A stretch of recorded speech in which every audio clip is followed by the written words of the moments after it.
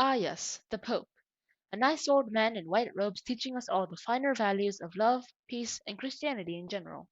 But although the Pope now is great, the history of the papacy has been riddled with some very questionable popes, engaging in heavy drinking, adultery, digging up the former pope's corpse and putting it on trial, yes, really, and of course the classic power fight. Today we'll only be focusing on one of the more particularly memorable fights, the investiture controversy of 1076. But what is investiture, you ask? Well, simply put, investiture is the power to appoint bishops, and since bishops had a lot of power, investiture was a pretty big deal, and this guy, Holy Roman Emperor Henry IV, thought that he could appoint his own bishops, his kingdom, his rules, and started doing so, which attracted the attention of the Pope, Gregory VII. See, the Catholic Church teaches that the Pope is between Big Man J and the rest of us plebs, meaning that investiture would fall under the jurisdiction of the Pope, not the King. Gregory, of course, immediately told Henry to knock it off, whereupon Henry told Gregory to knock it off before appointing more of his bishops. Henry's letter was basically his way of flipping the Pope the finger, and a furious Gregory excommunicated Henry, kicking him out of the Catholic Church. Now, that might not sound like a big deal to us, but back then the Catholic Church was the only church in Europe, besides the Eastern Orthodox Church, meaning that getting kicked out of it was a pretty big deal. Getting excommunicated meant that you couldn't hold services, have marriages, or have funerals. Worst of all, though, since the Catholic Church taught that all pagans would burn in hell, getting excommunicated meant a one-way ticket to the hot place downstairs.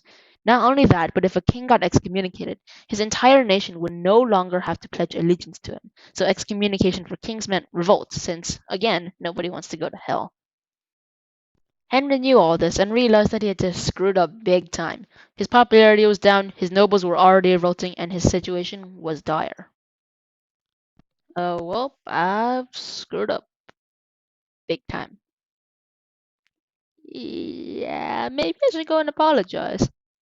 Since Gregory was staying at Matilda of Tuscany's castle in Canossa, northern Italy, Henry, his family, and a few of his servants walked the treacherous path there on foot in what became known as the Walk of Canossa.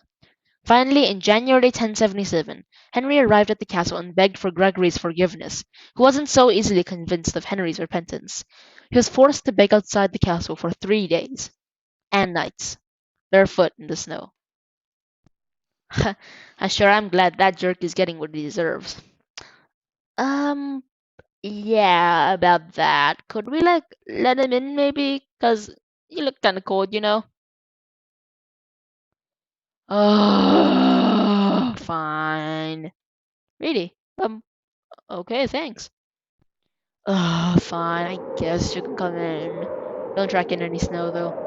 After 3 days and nights of begging, Henry was finally led into the castle. After negotiating on a deal brokered by Matilda of Tuscany, the two agreed on a tentative agreement, with Gregory lifting the excommunication.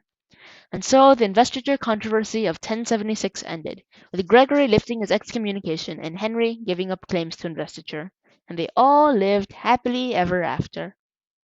Until 1081, that is.